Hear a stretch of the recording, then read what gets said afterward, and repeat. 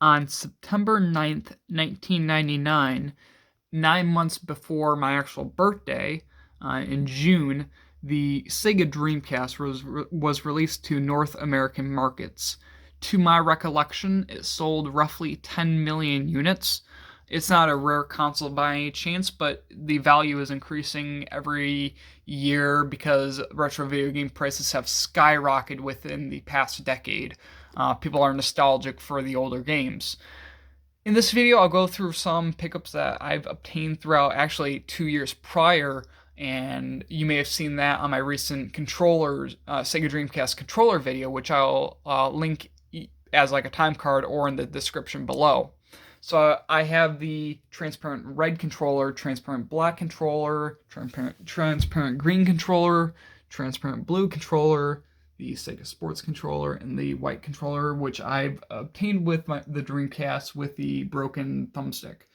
The controllers that I don't have is the yellow one, which is like $200, and the Retrobit one, which runs about $50 on eBay. So let's go through the games that I've obtained this year of. Crazy Taxi, I actually obtained the first week of that picked up the Dreamcast. This is a reproduction case. So if I open it here, as I was saying, if you open it here, the manual, it's just one page. I don't know if you could see that. It just closed on me again. It's just one page. So it's the back artwork and the front artwork. Same with Crazy Taxi 2. Just the front and the back artwork.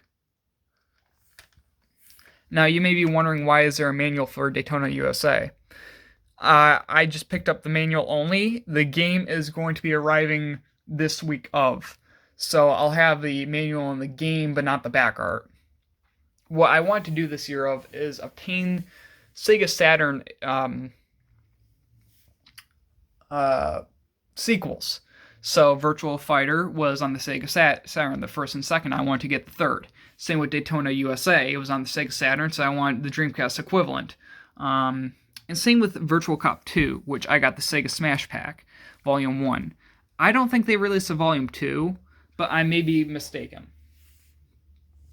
I got Ready to Rumble Boxing the first week I obtained the Dreamcast, but the only thing new is the manual. I didn't have the manual, so and the case is in better condition. The teeth that were holding up the disc, there was only 3, so the game was falling out here and there. It still runs or operates effectively, but the teeth were missing. A lot of the teeth were. I'm curious if that company, Giant Eagle, I don't know if they're a pawn store or a game store, but I'm curious if they're still in business. I wonder what this area code is. If it is an area code, I really don't know.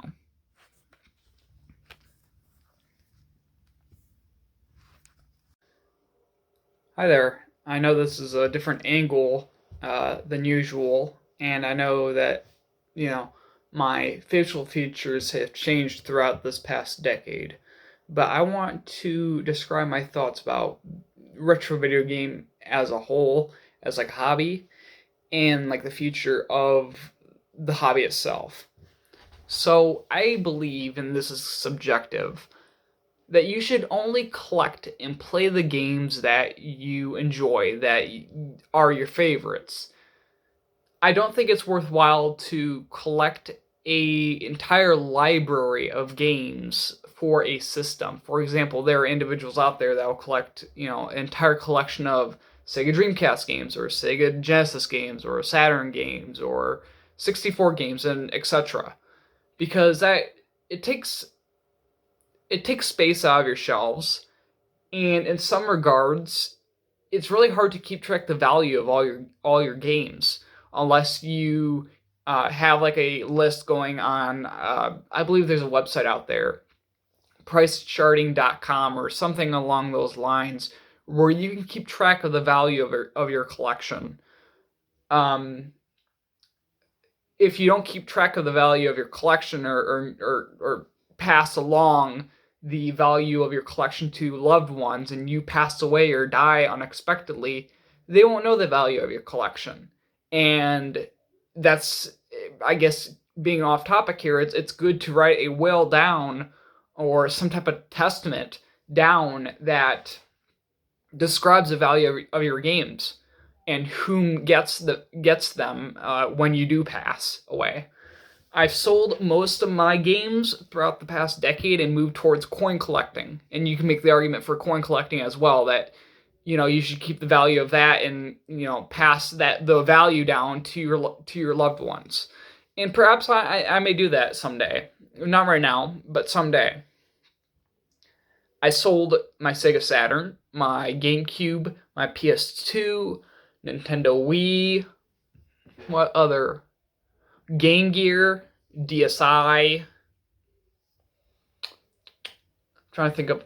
Oh, I had a Sega CD at one point or another. I don't know if I recorded a video on that, but I sold that.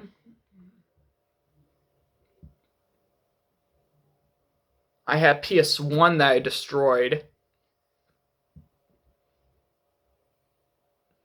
I sold my Xbox 360.